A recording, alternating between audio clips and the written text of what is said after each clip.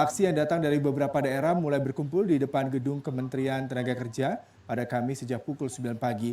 Dalam aksi ini buruh yang tergabung dalam FSPMI menyampaikan beberapa tuntutan seperti menolak penetapan UMP dan UMK berdasarkan inflasi dan PDB, penolakan kenaikan iuran BPJS, serta menolak revisi Undang-Undang Nomor 13 Tahun 2003 tentang ketenaga kerjaan. Kami aksi di Kemenaker ini dari 3 wilayah, yaitu Provinsi Banten, kemudian DKI Jakarta, dan Jawa Barat tentunya, ya, penyangga ibu kota. Nah, estimasi akan hadir kira lebih 3.000-an orang, ya, karena ini masih dalam perjalanan, ya, masih macet juga. Ya. Tuntutan kami kepada Ibu Menteri yang baru ini 3 hal, ya, saya ulangi. 1, cabut surat edaran Menteri Tenaga Kerja yang ditandatangani oleh Pak Hanif Dairi. 2, tolak PP 78, ya, kemudian tolak kenaikan iuran BPJS. Ini adalah secara kebetulan kemarin juga pemerintah sudah memaksakan kehendaknya. Nah, untuk itu tentunya aksi ini sekali lagi kami katakan adalah aksi awalan, dan kami lebih fokus kepada untuk proses penetapan UMP dan UMK tahun 2020 sekaligus upah minimum sektoral. Assalamualaikum warahmatullahi wabarakatuh. Halo semuanya. Bagaimana kabar kalian hari ini? Semoga dalam keadaan sehat selalu ya. Senang sekali kita dapat berjumpa di video pembelajaran ini. Ibu harap kalian tetap aktif belajar dan tetap bersemangat. Peserta didik se-Indonesia, pada video pembelajaran sebelumnya telah dibahas tentang pluralitas masyarakat Indonesia. Pada video pembelajaran kali ini, kita akan membahas konflik dan integrasi dalam kehidupan sosial. Ibu mengharapkan kalian tetap mengikuti dengan seksama. Konflik dan integrasi dalam kehidupan sosial.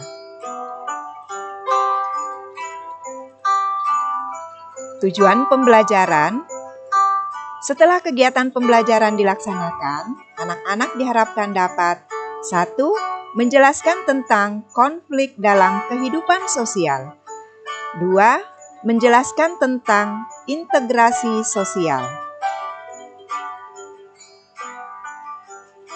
Konflik dalam kehidupan sosial.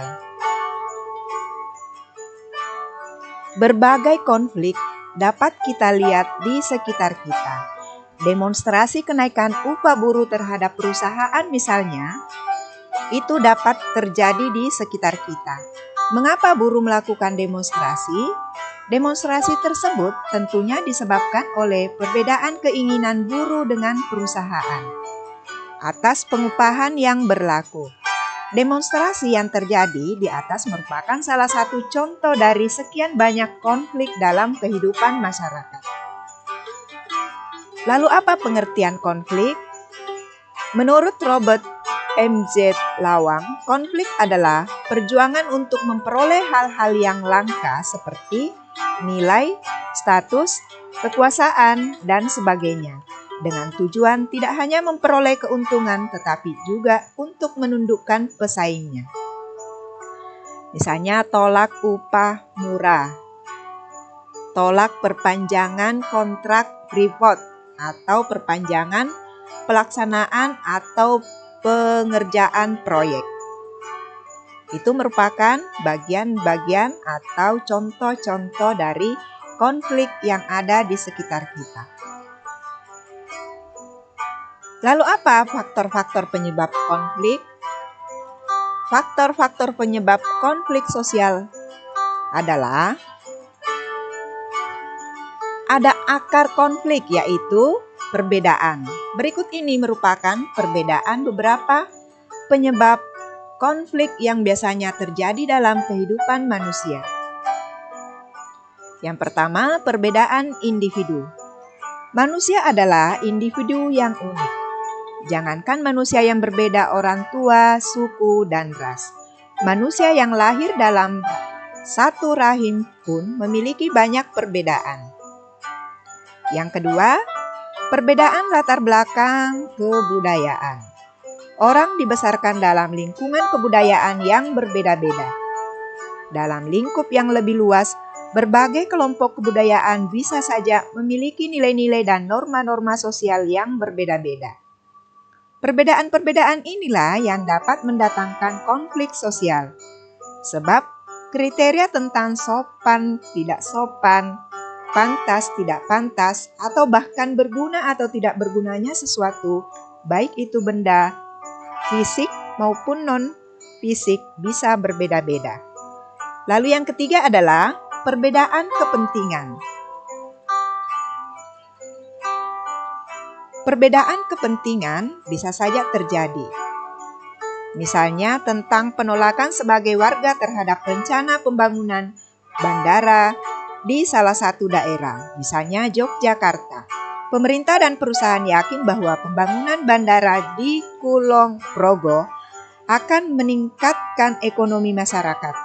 Namun sebagian besar masyarakat tidak setuju karena khawatir lahan pertanian akan hilang, ganti rugi kurang jelas, dan berbagai alasan lainnya. Yang keempat adalah perubahan-perubahan nilai yang cepat. Perundang-undangan atau peraturan yang sifatnya mengubah kebiasaan masyarakat biasanya dilakukan melalui berbagai kajian terlebih dahulu. Hal ini dilakukan supaya masyarakat tidak kaget dengan perubahan yang tiba-tiba terjadi. Sebagai contoh, peraturan merokok di tempat umum. Pemerintah tidak langsung memberlakukannya di seluruh masyarakat Indonesia, tetapi di beberapa tempat yang terbatas terlebih dahulu. Lalu perlahan-lahan terus meluas dalam rangka memberi kesempatan kepada masyarakat untuk memahami peraturan tersebut. Selanjutnya, akibat-akibat dari konflik sosial.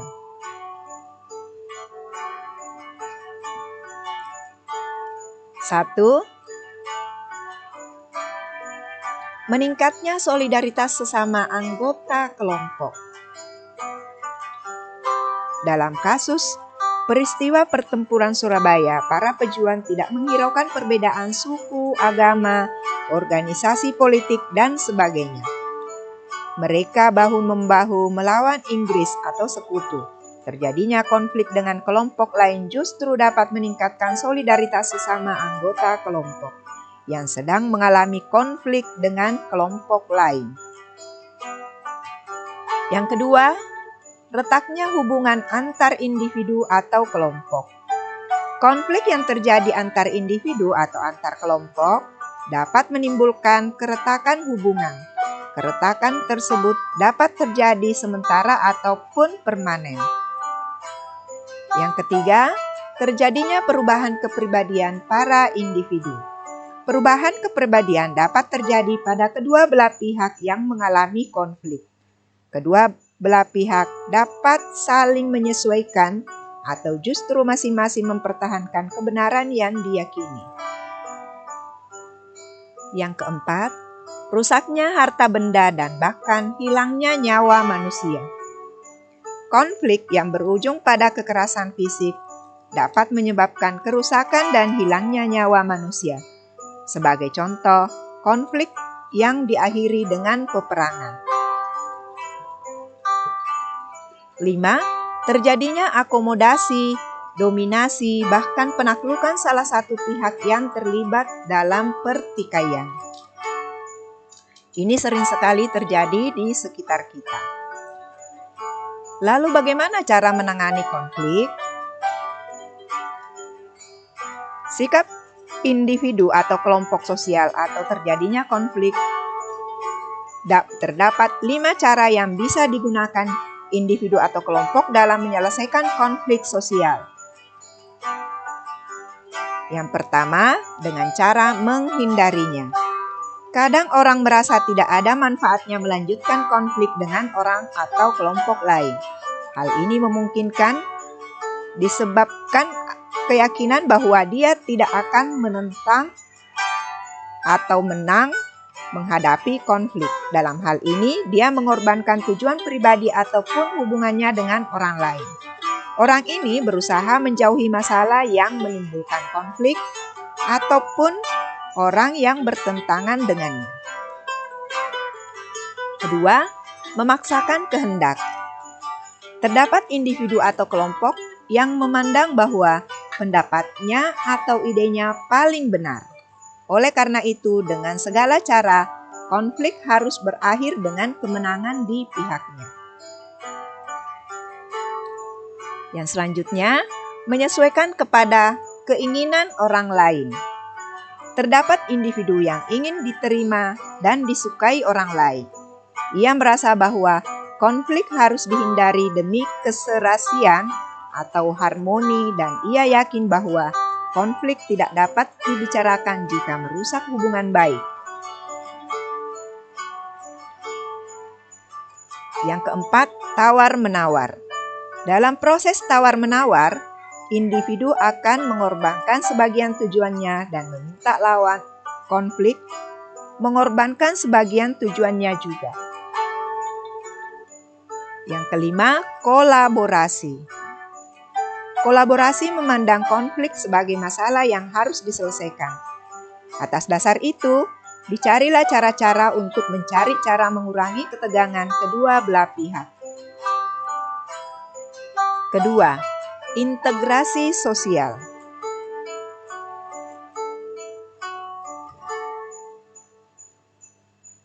Integrasi sosial adalah proses penyesuaian unsur-unsur yang berbeda dalam masyarakat sehingga menjadi satu kesatuan. Adapun faktor-faktor terbentuknya integrasi. Menurut William F. Ogbrun dan Meyer Nimkov, syarat terjadinya integrasi sosial yaitu sebagai berikut. 1. Anggota masyarakat merasa bahwa mereka berhasil saling mengisi kebutuhan-kebutuhan mereka. 2. Masyarakat berhasil menciptakan kesepakatan atau konsensus bersama mengenai nilai dan norma. 3. Nilai dan norma sosial itu berlaku cukup lama dan dijalankan secara konsisten.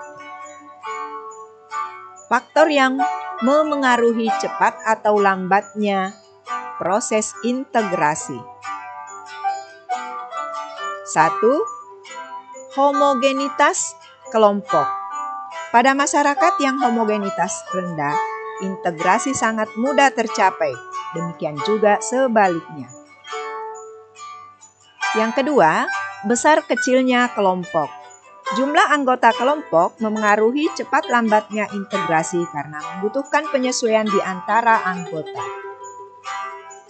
3. Mobilitas geografis. Semakin sering anggota suatu masyarakat datang dan pergi, semakin besar pengaruhnya bagi proses integrasi.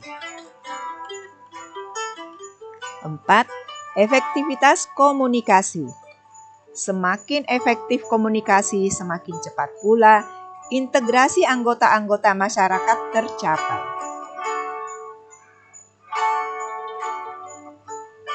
Bentuk-bentuk integrasi sosial. 1. Integrasi normatif. Integrasi yang terjadi akibat adanya norma-norma yang berlaku di masyarakat. Contohnya, masyarakat Indonesia dipersatukan dengan semboyan Bhinneka Tunggal Ika. Yang kedua, integrasi fungsional. Integrasi yang terbentuk sebagai akibat adanya fungsi-fungsi tertentu dalam masyarakat. Yang ketiga, integrasi koersif. Integrasi yang dilakukan dengan cara paksaan. Hal ini biasanya dilakukan bila diyakini banyaknya akibat negatif jika integrasi tidak dilakukan, atau pihak yang diajak untuk melakukan integrasi sosial enggan melakukan atau mencerna integrasi. Proses integrasi dilakukan melalui dua hal, yaitu asimilasi. Bertemunya dua kebudayaan atau lebih yang saling memengaruhi sehingga memunculkan kebudayaan baru dengan meninggalkan sifat asli tiap-tiap kebudayaan. Yang kedua, akulturasi.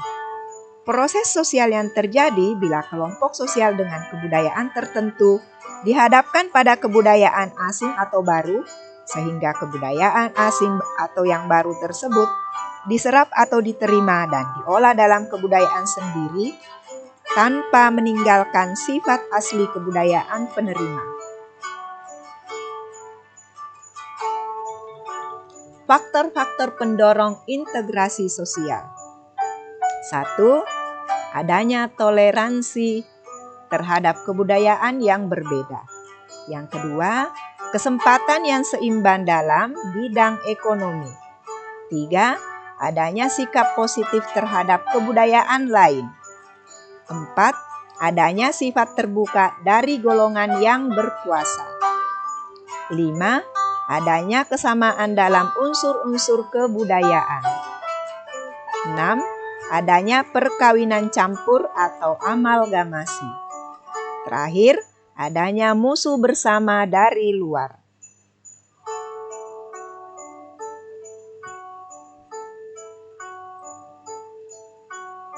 Nah, kita di penghujung pembelajaran kita sebagai kesimpulan yang kita pelajari pada kesempatan ini bahwa konflik adalah perjuangan untuk memperoleh hal-hal yang langka dengan tujuan tidak hanya memperoleh keuntungan tetapi juga untuk menundukkan pesaingnya. Sedangkan integrasi sosial adalah proses penyesuaian unsur-unsur yang berbeda dalam masyarakat sehingga menjadi satu kesatuan. Nah, anak-anak, demikianlah penjelasan tentang konflik dan integrasi sosial.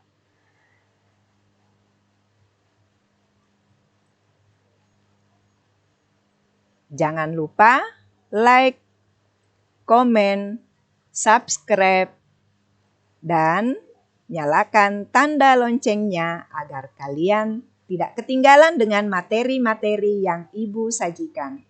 Terima kasih. Assalamualaikum warahmatullahi wabarakatuh.